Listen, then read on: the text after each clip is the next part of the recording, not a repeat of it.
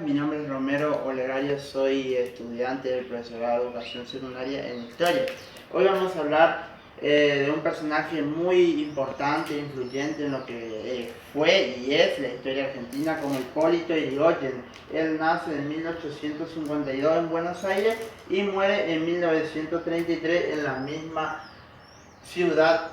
Para conocer un poco de lo que fue su carrera política, su militancia, debemos recurrir al año 1890, año en el que se desata la Revolución del Parque, o también conocido como la Revolución del 90, que tenían como objetivo el sufragio libre y derrocar el gobierno presidencial de el señor Juárez Celman, a quien consideraban que era muy autoritario, centralista y llevaba a cabo una crisis económica en todo el país.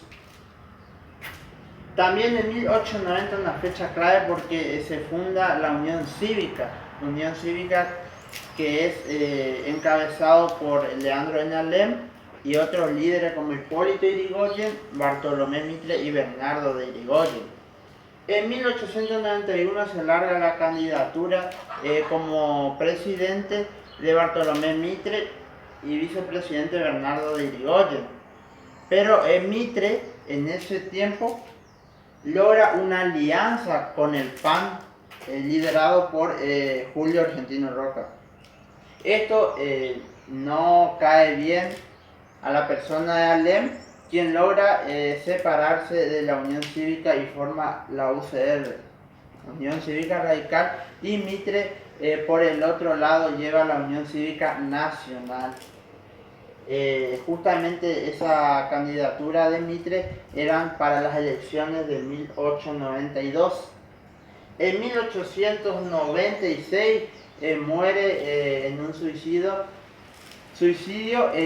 Alem, quien logra quitarse la vida y queda como líder de los radicales Bernardo de Irigoyen.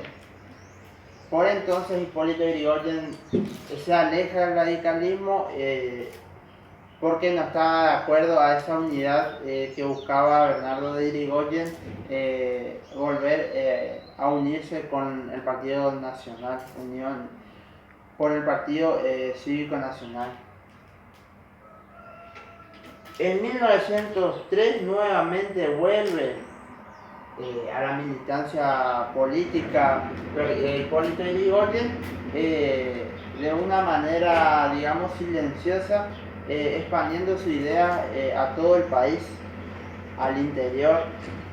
Así, en 1905, en algunas provincias como Mendoza, Santa Fe, eh, Córdoba, se llevan a cabo algunas revoluciones radicales, ya encabezado por Hipólito Yrigoyen, quien estaba formando una fuerte oposición al gobierno de turno, muy fuerte.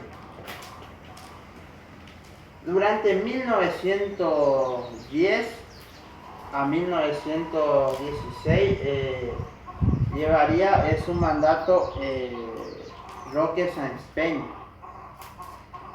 quien al ver que la oposición, liderado por Hipólito Yrigoyen, estaba formando una organización muy fuerte, lo invita a una reunión que se llevaría a cabo durante su mandato. Algo histórico para la República Argentina ocurrió en el año 1916. Las tensiones de los años previos había asignado el desarrollo del dominio oligárquico en el poder. Hacía falta un cambio, era necesario, que se desató luego de la reunión en 1911 entre Hipólito Yrigoyen y Roque Sáenz Peña, quien era presidente. Este le manifestó que era su deseo que ocupara cargos públicos. Sin embargo, él no aceptó y fue tajante en su respuesta. En su imaginario se encontraba ya la ampliación de la democracia.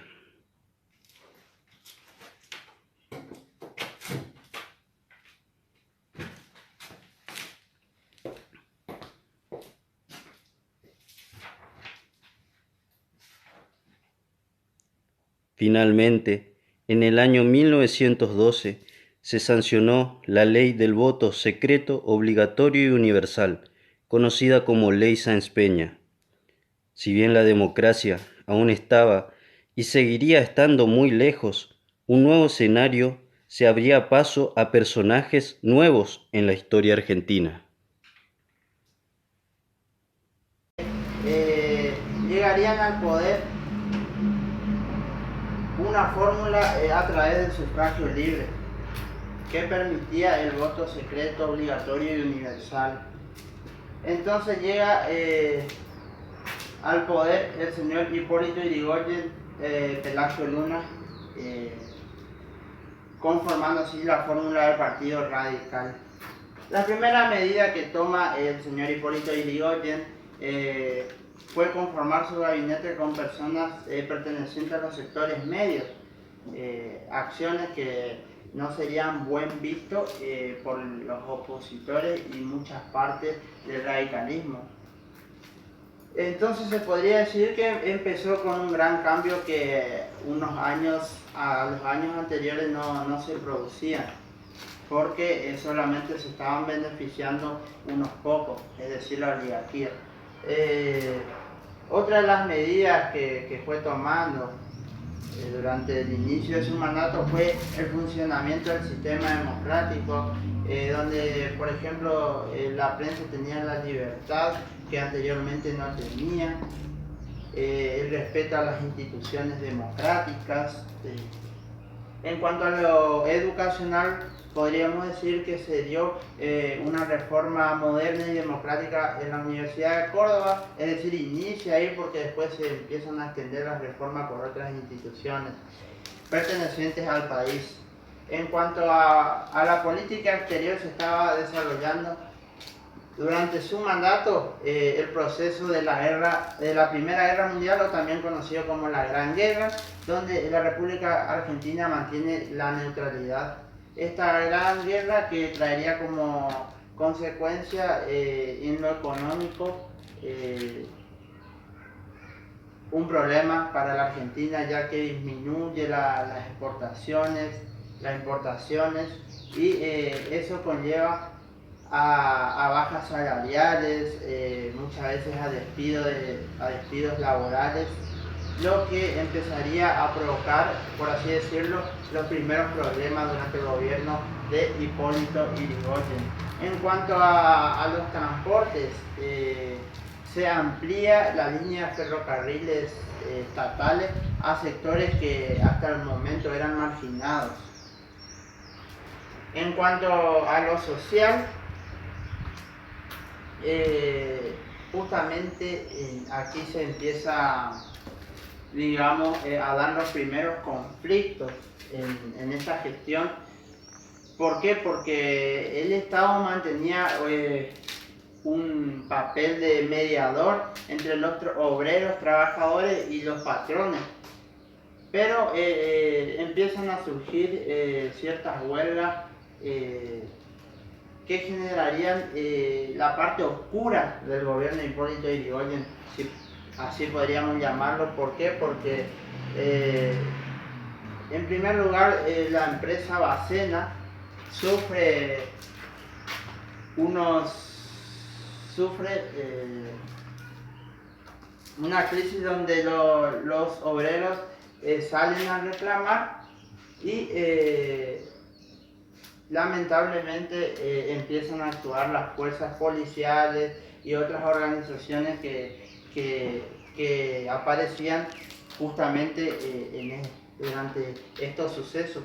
Empezaron como consecuencia, dejaban muertes, personas heridas por parte de los trabajadores que ya empezaban a reclamar de una manera más fuerte y violenta.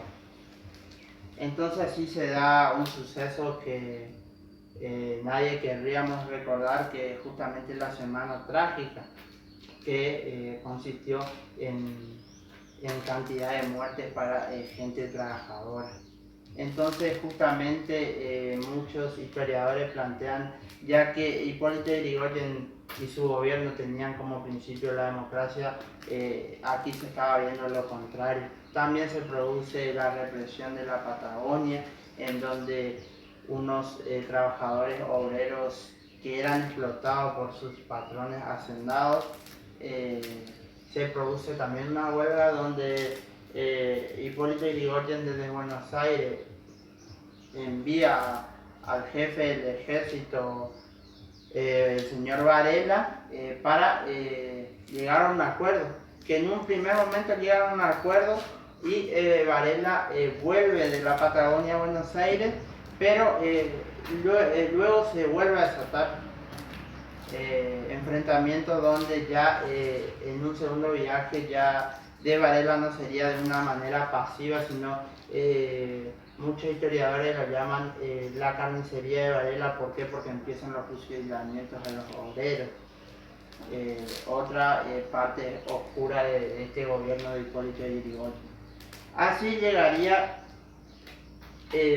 las elecciones en 1922, donde triunfa otro personaje del Partido Radical que es conocido como Manuel Torcuato de Alvear, persona de confianza de Hipólito Yrigoyen, quien lo elige justamente para ser presidente de la República Argentina.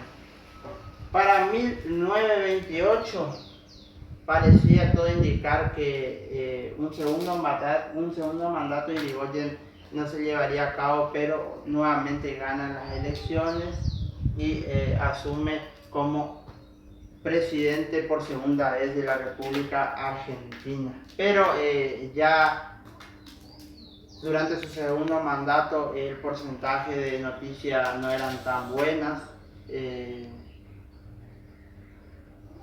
La oposición fuertemente lo estaba acusando de corrupción.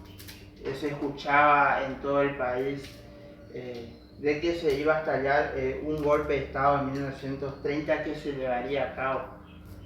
Justamente durante el segundo mandato de Yrigoyen se estaba llevando a cabo una crisis internacional que afectaría, como siempre, también a nuestra Argentina. La única manera de salir de esta crisis, pensaba Yrigoyen, era nacionalizando